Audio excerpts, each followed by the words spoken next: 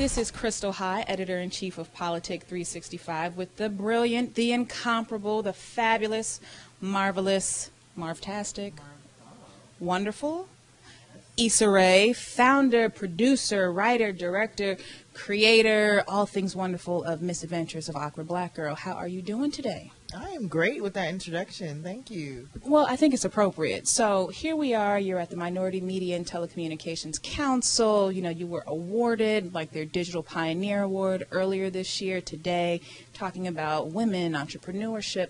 Talk to us a bit about your journey. What inspired you? What got you started and motivated? Honestly, what got me started was watching other shows and watching. I'm just an avid watcher of content, and I love this specific type of humor that is only exhibited in shows like Seinfeld and Curb Your Enthusiasm and The Office, but I never really saw that in shows of color, and that used to always kind of bother me because black humor seemed to be so defined and limited, and so I wanted to create a show that where I could relate to the protagonist and I could find it funny in it, that still exhibited this different kind of humor, this quirky humor. So I was just inspired to get it started, and the web is just a great place to sort of experiment and put your content out there. We live in such a great time where that opportunity is available, so I took advantage of it. So what surprised you most about this whole process? You know, was it the success, the sudden love of Awkward Black Girl? Like, what's been that single thing that you just sit there and say, hey, that's different. I didn't expect that. Just how much people are relating to it, because you know, this is my third web series, but the first one where I'm putting myself out there. And so I was already bracing myself. I was like, okay, I'm putting myself out there. Here come the haters. And like, they didn't come until way later than I expected. Like, I was just flooded with positivity, and people were very encouraging. And it seemed like what surprised me is how people treat this show. Like, this is the new wave, and this is what they want to see. And it's very inspiring. If I could be known for inspiring new content on television, new content of color, then hey. So let's take a second to talk about haters, right? Because I think haters are great motivators, and haters don't get enough love. That's probably why they're haters, right?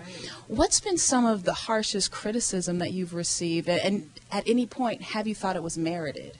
I've received, I've received a lot of criticism in terms of just my use of language. I use a lot of harsh language and the N-word, and I have received letters asking me why I'm doing this and can I stop, and I always, respond that, like, I wanted to create a character whose raw and unfiltered thoughts were put out there. Even if you don't curse, you've thought curse words. Even if you don't use the N-word, someone's inspired you to think it. I'm sorry.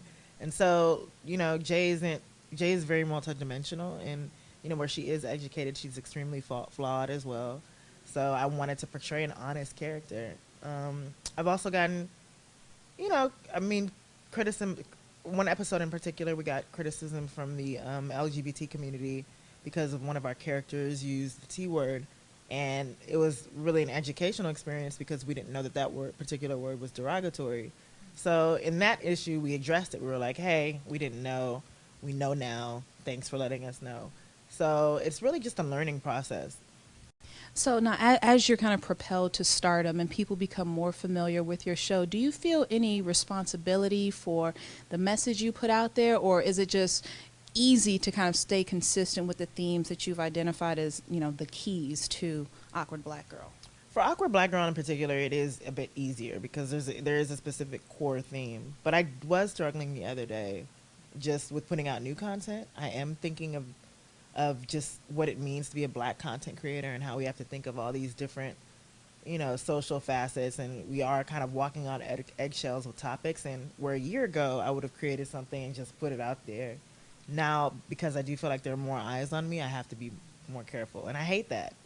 Just because I am black, I have to sort of be careful. But at the same time, I acknowledge that there is a responsibility there. So I'm balancing the two.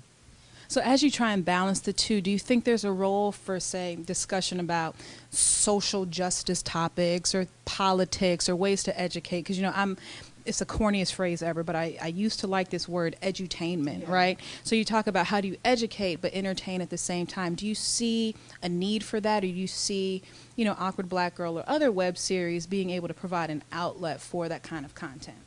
For me, I love satire. So I'm going to show you what our society is, but I don't want to beat you over the head with the message. Like, I feel like my job is just to show you what is so that you can either make the change or you can, self-reflect.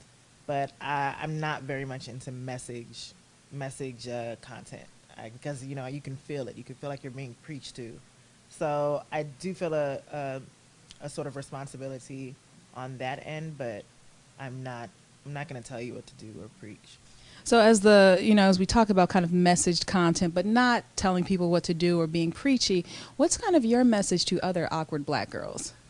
My message to other awkward Black girls would have to be to embrace your awkwardness. I think it took me a long time to do that, and when I finally did, like, the show came about and it was successful. So I think that if you're awkward, don't be ashamed. Find the qualities that make you you and unique and use them for your benefit.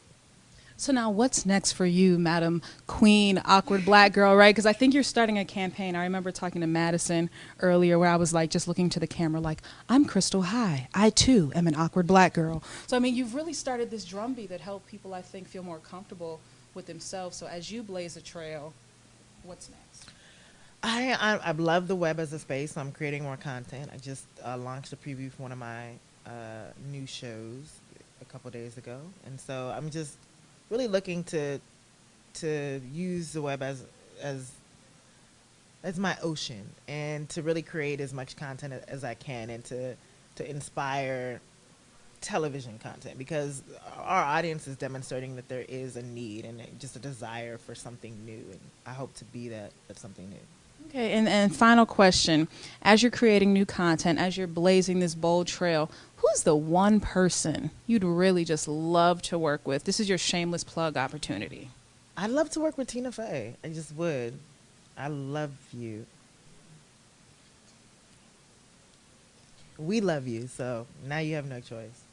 Absolutely. Well, thank you so much for taking some time out. This was wonderful. I wish you much continued success and keep staying awkward. Thank you. I will. I can't help it. Thank you.